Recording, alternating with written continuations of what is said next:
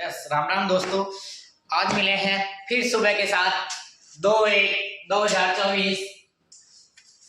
आज बिना टाइम लिए ही सीधे टॉपिक की बात करेंगे। अपना टॉपिक था टेंस और टेंस के अंदर प्रेजेंट इंडेफिनिट टेंस की बात कर रहे थे। उससे पहले मैं आपसे बात करना चाहूँगा कि कल का वीडियो जो कल का बेसिक था टेंस के बारे में वो आप सबको समझ में आया होगा। आशा करता हूँ कि आप सबको अच्छा लगा होगा वीडियो। ठीक है, आगे देखते हैं present indefinite tense.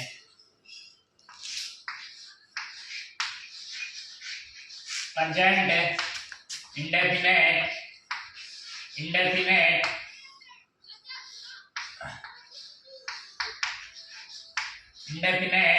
Tense. Present indefinite tense. तो प्रेजेंट इंडेफिनिट टेंस के अंदर अपन बात करेंगे कि हिंदी में पहचान। प्रेजेंट इंडेफिनिट टेंस की हिंदी में पहचान। प्रेजेंट इंडेफिनिट टेंस की हिंदी में पहचान होगी हिंदी के वाक्यों के अंत में ता है, ती है, ते हैं तथा ता हूं इत्यादि शब्द आते हैं, वह प्रेजेंट इंडेफिनिट टेंस का होता है। ठीक है, हिंदी में पहचान नोट कीजिएगा। हिंदी में पहचान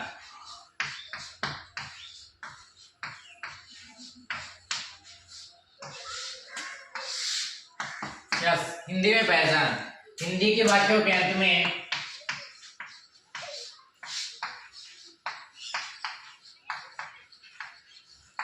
साथ के साथ नोट कीजिएगा। हिंदी के वाक्यों के अंत में क्या है? ता है, ती है, ता है, ती है, ते हैं तथा ताहूं इत्यादि शब्द आए। इत्यादि शब्द आए, वहां क्या होगा? प्रेजेंट इंडेफिनिट टेंस होगा। प्रेजेंट इंडेफिनिट टेंस होगा। बिल्कुल, हिंदी के वाक्यों के अंत में ता है, ती है, ते हैं, ता हूं इत्यादि शब्द आए, वहां पे प्रेजेंट इंडेफिनिट टेंस होगा। बिल्कुल। आगे देखेंगे अंग्रेजी में पहचान। हिंदी में पहचान देख लिया आप हमने, अब देखेंगे अंग्रेजी में पहचान। बिल्कुल, अंग्रेजी में पहचान देखिएगा या इंग्लिश में पहचान। इंग्लिश में पहचान होगी वर्ब की फर्स्ट फॉर्म या वर्ब की फर्स्ट फॉर्म के साथ एस या ईएस तथा या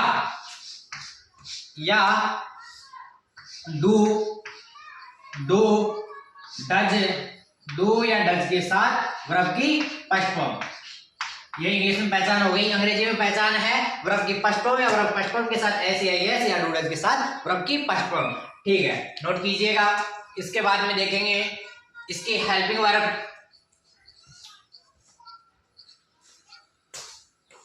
ठीक है, लिख लिया होगा INDEFINITE। ठीक है, हिंदी में पहचान। हिंदी के वाक्यों के अंत में ता है, ती है, ते हैं, ताहूं इत्यादि शब्द आए, वह प्रेजेंट इंडेफिनिट टेंस का होगा। अंग्रेजी में पहचान वर्ब की फर्स्ट फॉर्म या वर्ब के फर्स्ट फॉर्म के साथ एस या ईएस या डू डज के साथ वर्ब की यस। आगे लिखिएगा नोट के अंदर नोट कीजिएगा। पहला ईएस का प्रयोग। ठीक है, नोट के अंदर ईएस का प्रयोग कीजिएगा कि ईएस का प्रयोग कहां पे किया जाता है। यस, आगे देखिएगा। यदि सब्जेक्ट या कर्ता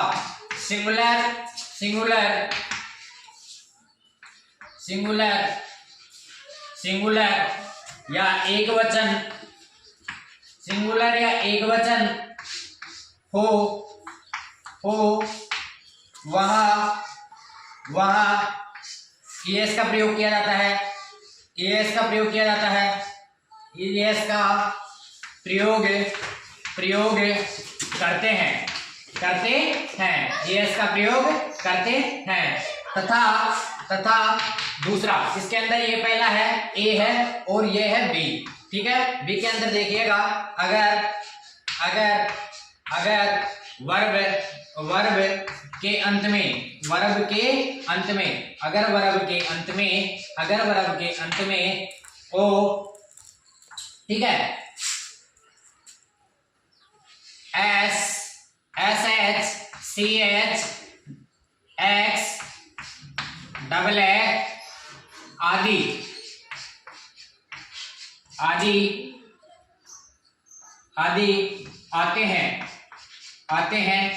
आते हैं तो भी किसका प्रयोग होगा? ईएस का। तब भी ईएस का प्रयोग होगा, ईएस का प्रयोग होगा, बिल्कुल ईएस का प्रयोग होगा। इस स्थिति में भी ईएस का प्रयोग होगा। ईएस का स्थिति में दो स्थितियों में प्रयोग हो रहा है। ए है कि सिंगुलर सब्जेक्ट के साथ, सिंगुलर सब्जेक्ट कौन कौन से थे?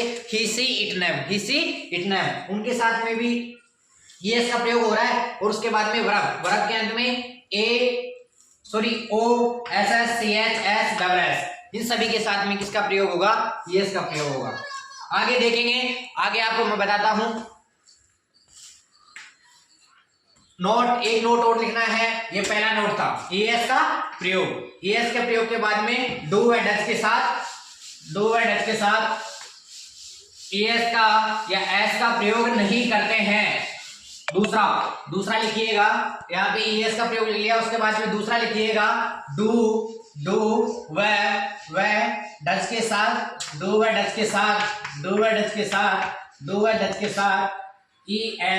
ईएस या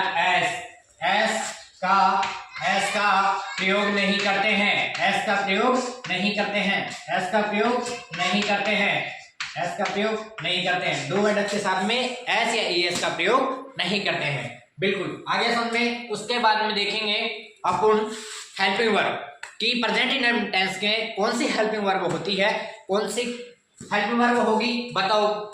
हेल्पिंग वर्ब होगी डू या डज, दोनों हेल्पिंग वर्ब होगी। तो नोट कीजिएगा, हेल्पिंग वर्ब होगी डू और डज।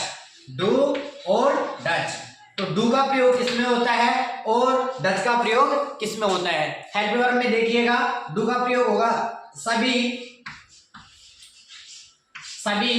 प्लूरल सब्जेक्ट के साथ। तो प्लूरल सब्जेक्ट कौन कौन से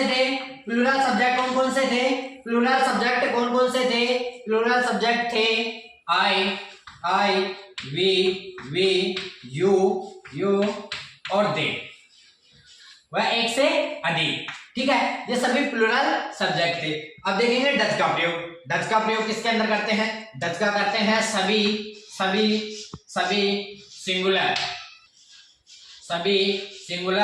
सब्जेक्ट के साथ, बिल्कुल सभी सिंगुलर सब्जेक्ट के साथ में डज का प्रयोग करेंगे। तो सिंगुलर सब्जेक्ट कौन कौन से थे? सिंगुलर सब्जेक्ट थे वो ही, सी, इट और नेम किसी का भी हो सकता है। इन सब की स्थिति में क्या होगा? डज का प्रयोग होगा, ठीक है। आगे देखिएगा एडवर्ब। इसके बाद में हेल्पिंग वर्ब के बाद में एडवर्ब आएगी। क्या? एडवर्ब आएगी। तो इसको साफ कर देता हूं मैं। देखिए, एडवर्ब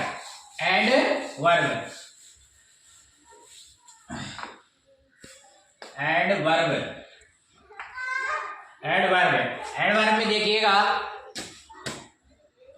तो अपन बात करते थे एडवर्ब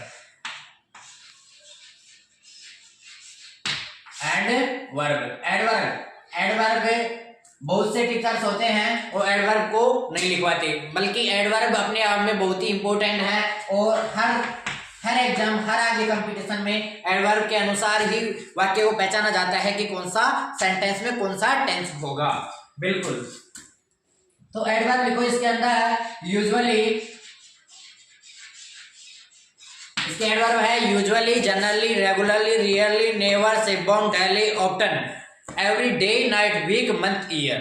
ये सभी इसकी एडवर्ब है। तो लिखिएगा usually, generally,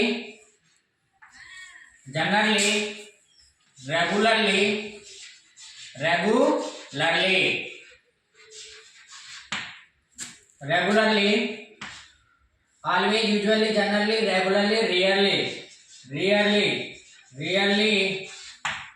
never,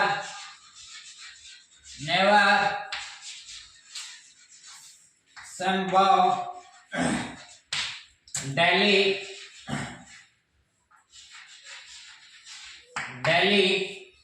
always, usually, generally, sorry always और लिखो इसके अंदर, ऑलवेज, यूजुअली, जनरली, रेगुलरली। ठीक है, तो always, usually, generally, regularly, rarely, never, seldom, daily, often, every. अब एवरी के अंदर सभी आएंगे, every day, every year, every month, every week. ठीक है, एवरी के अंदर आएगा every day, every night, week,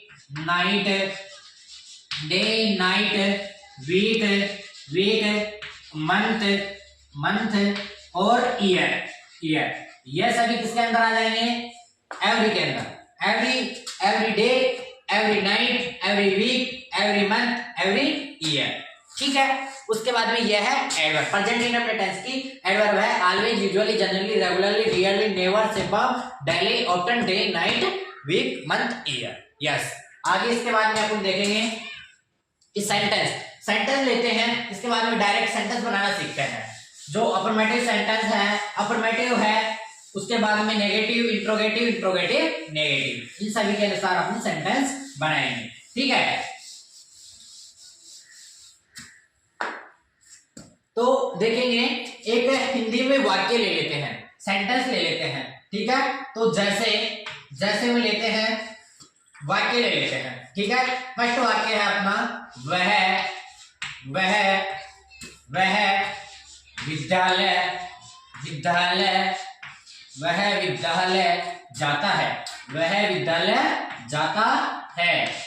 विद्यालय जाता है।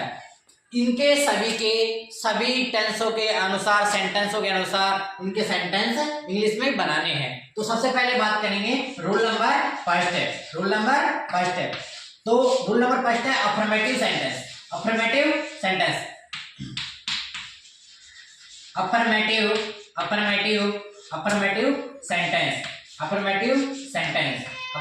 सेंटेंस का अर्थ होगा साधारण वाक्य। आपने देखा था अफर्मेटिव सेंटेंस का अर्थ क्या होगा? साधारण वाक्य।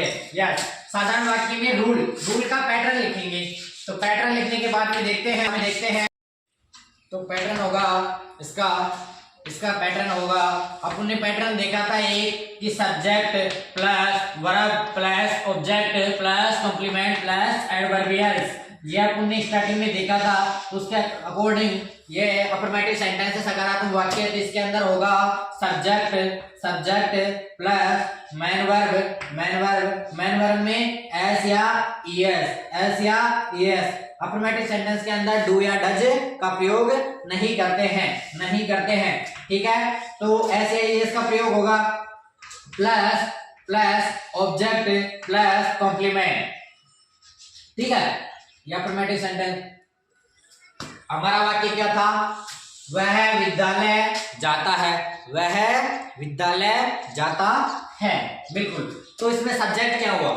देखिए वाक्य के अंदर वह विद्यालय जाता है, तो इसके अंदर सब्जेक्ट क्या हुआ? कर्ता क्या हुआ? कर कौन रहा है? वह कौन? ही। बिल्कुल, यहाँ पे सब्जेक्ट है तो ही नोट कर दिए, यहाँ पे ही नोट कर देते हैं। ठीक है, इसके बाद में मैन वर्ब में एस या ईयर। तो वर्ब क्या है इसके अंदर? जाता है। जाना को इंग्लिश में क्या कहते हैं? गो। बिल्कुल, तो यहाँ पे गो लिख देते हैं। तो आगे देखते हैं एस या ईएस में से कौन सा लगाना है। यहाँ पे ही क्या है, सिंगुलर सब्जेक्ट। सिंगुलर सब्जेक्ट के साथ में किसका प्रयोग होगा, ईएस का। अभी ऊपर देखिएगा कि भाई ईएस का प्रयोग सिंगुलर सब्जेक्टों के साथ होता है, तो यहाँ पे लिख देंगे गोज हो गया। फिर टू और लास्ट में क्या बचा, ऑब्जेक्ट विद्यालय। तो विद्यालय को इंग्लिश में क्या कहते हैं, स्कूल, SCHOOL। बिल्कुल ठीक है, ही गो टू स्कूल। तो इसका पैटर्न क्या था, रूल क्या था, अफर्मेटिव सेंटेंस यानी सकारात्मक वाक्य। सकारात्मक वाक्य का पैटर्न क्या था, सब्जेक्ट प्लस मैन वर्ब में एस या ईएस, मैन वर्ब के पहले के साथ एस या ES plus object plus complement. ठीक है, तो इसका क्या बना, जैसे में बनाया आपने वह विद्यालय जाता है तो ही गोज टू स्कूल। इसी तरीके से अपन नेगेटिव का देखते हैं, नकारात्मक वाक्य का देखते हैं। ठीक है, इसको नोट कीजिएगा।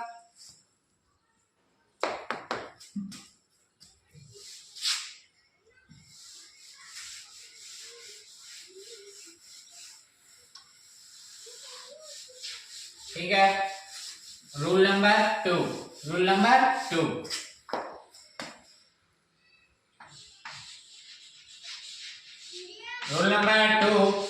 टू है नेगेटिव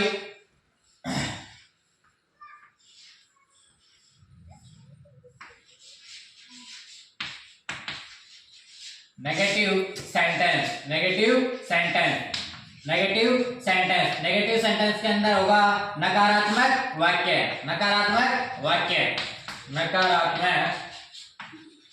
नकारात्मक वो सकारात्मक थे, ये नकारात्मक आ जाएंगे। ठीक है, इसके अंदर पैटर्न देखो, पैटर्न है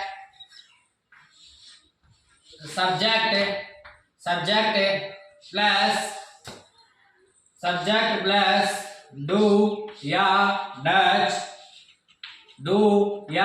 डच प्लस, ये नकारात्मक है तो इसमें क्या ऐड होगा, नोट प्लस मैन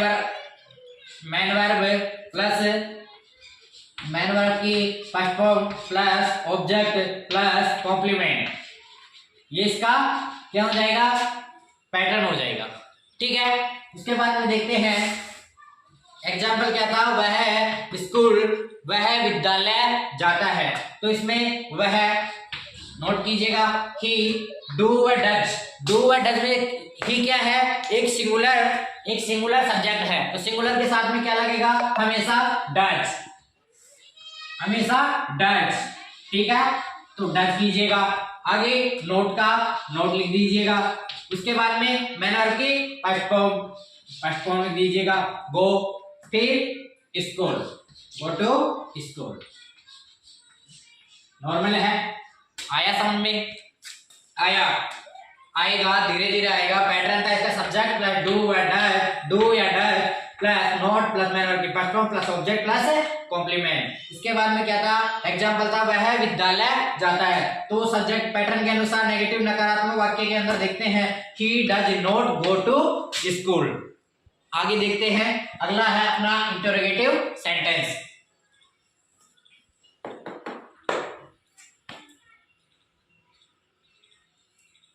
नोट कीजिए,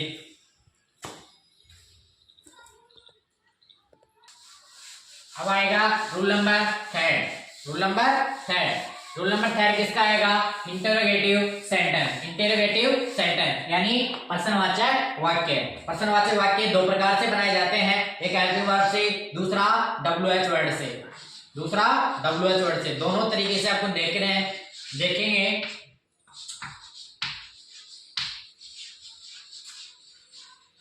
इंटेरोगेटिव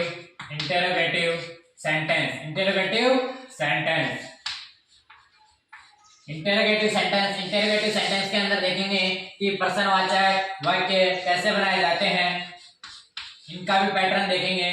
प्रश्नवाचक वाक्य इंटरोगेटिव सेंटेंस, इसके अंदर भी पैटर्न देखते हैं। हेल्पिंग वर्ब से, हेल्पिंग वर्ब से। ये दो तरीके से बनाया जाता है, पहला हेल्पिंग वर्ब से, दूसरा WH वर्ब से। तो हेल्पिंग वर्ब का पैटर्न देखेंगे अपन कि सबसे पहले हेल्पिंग वर्ब, इसके अंदर पहले हेल्पिंग वर्ब आती है डू व डज, ठीक वैसे का वैसा, subject plus first form plus object plus complement, ठीक है, नोट कीजिएगा। उसके बाद में अपना वाक्य क्या था कि क्या वो सॉरी वह विद्यालय जाता है, वह विद्यालय जाता है। तो वह विद्यालय जाता है सिंगुलर सब्जेक्ट के साथ में कौन सी हेल्पिंग वर्ब लग रही थी, डज लग रही थी, बिल्कुल डज लगाएंगे। फिर उसके बाद में सब्जेक्ट क्या था, ही था। उसके बाद में मेन वर्ब क्या थी, गो, तो गो लिखेंगे और सीधा गो टू, ऑब्जेक्ट क्या था, स्कूल।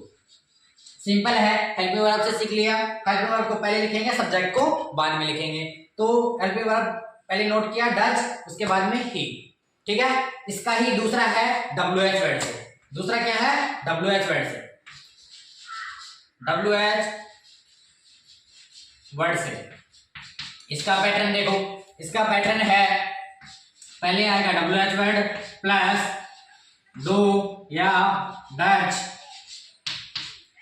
ठीक है।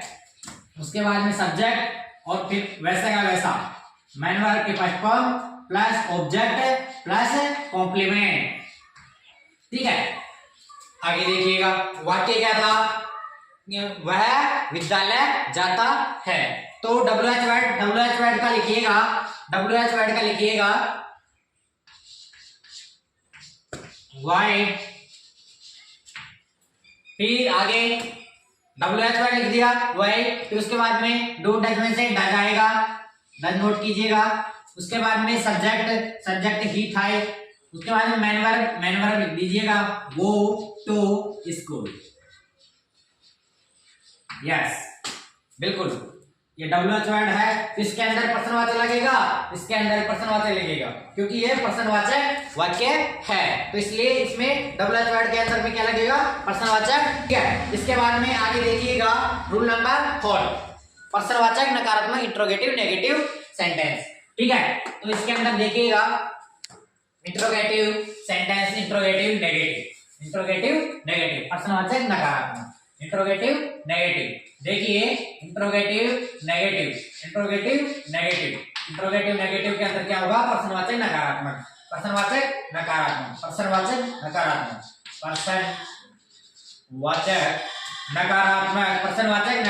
वाक्य, प्रश्नवाचक नकारात्मक के अंदर प्रश्नवाचक नकारात्मक वाक्य। इसके अंदर पैटर्न देखेंगे, इसके अंदर भी दोनों तरीके से ही काम आएगा, ठीक है। फर्स्ट होगा हेल्पिंग वर्ब से, दूसरा होगा WH वर्ड से, हेल्पिंग वर्ब से और WH वर्ड से, बिल्कुल सेम वाक्य होगा। इसके अंदर कोई भी वो नहीं आएगा चेंजिंग, इसके अंदर थोड़ा सा चेंजिंग, मात्र थोड़ा सा चेंजिंग होगा। इसके अंदर नोट का प्रयोग किया जाएगा। तो नोट का प्रयोग कहां पे किया जाता है, तो नोट का प्रयोग किया जाता है सब्जेक्ट के बाद में मेन वर्ब से पहले।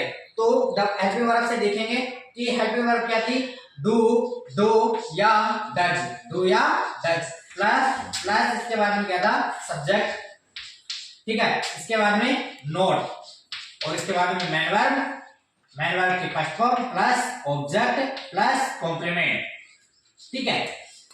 देखिएगा यहाँ पे सब्जेक्ट के बाद में नोट आ गया, मेन वर्ब से पहले नोट आ गया, प्रश्नवाचक में नोट का, ठीक है। तो देखिए अपना था क्या था, अपना वाक्य वह विद्यालय जाता है, तो उसमें डज का प्रयोग होगा, कन्फर्म श्योर हो रहा है, डज सब्जेक्ट का, फिर उसके बाद में नोट का प्रयोग कर लीजिए, not main verb first form go to school, बिल्कुल ये नोट कीजिएगा। इसके बाद में WH वर्ड से, दूसरा था WH वर्ड से लिखिएगा, WH वर्ड से देखिएगा, WH वर्ड से पैटर्न है इसका WH वर्ड प्लस डू या डज, उसके बाद में पैटर्न आएगा सब्जेक्ट आएगा, उसके बाद में सेम नोट आ जाएगा, इसके बाद में मेन वर्ब की फर्स्ट फॉर्म आ जाएगी, इसके बाद में आ जाएगा ऑब्जेक्ट, फिर उसके बाद में आ जाएगा कॉम्प्लीमेंट।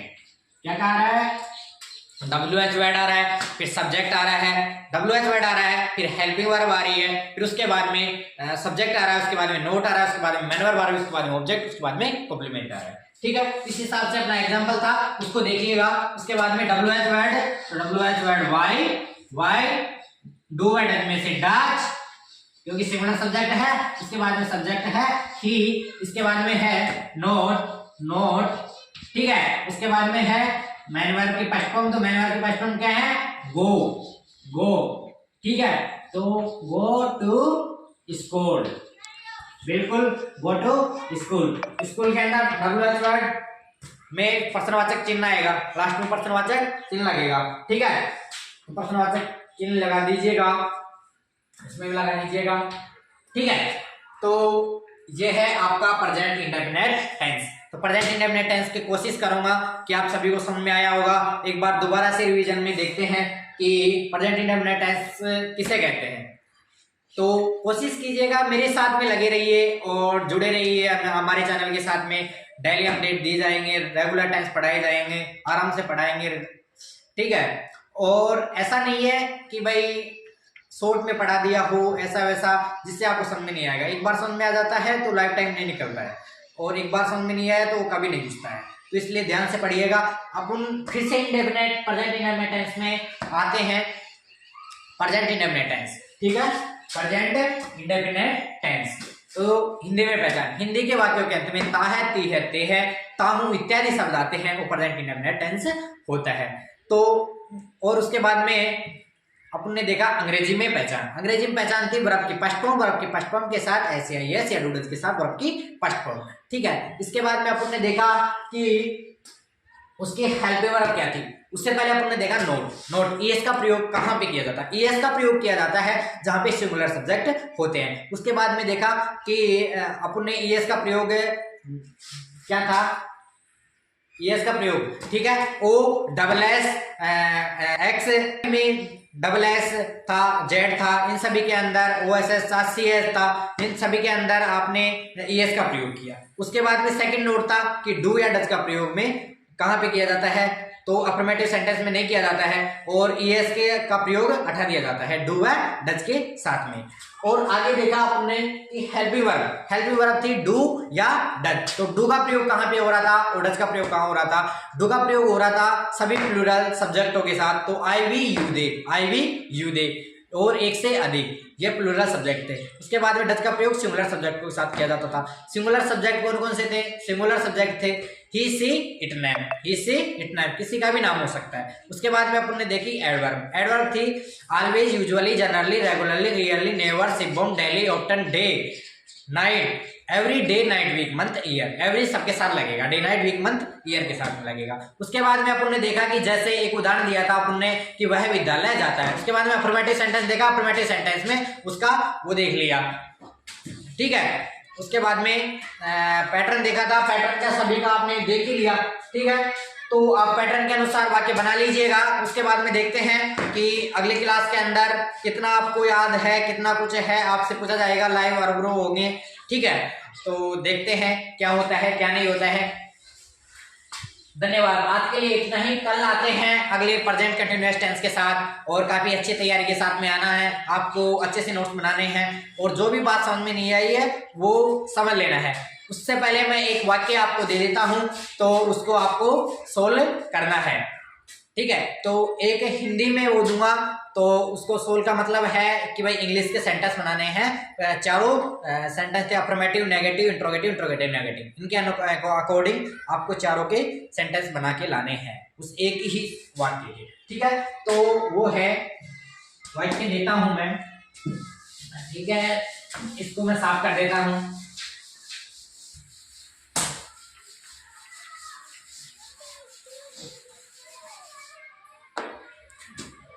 ठीक है, मैं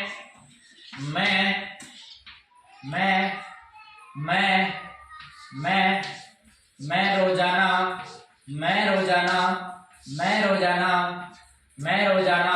पढ़ता हूँ, मैं रोजाना पढ़ता हूँ। इसके चारों सेंटेंस बना के लाने हैं। सेंटेंस अफर्मेटिव के अंदर भी बनाना है, नेगेटिव के अंदर भी बनाना है, नेगेटिव के अंदर भी बनाना है। उसके बाद में देखिए इंट्रोगेटिव के अंदर भी बनाना है, इंटेरोगेटिव के अंदर भी बनाना है और इंट्रोगेटिव नेगेटिव के अंदर बनाना है।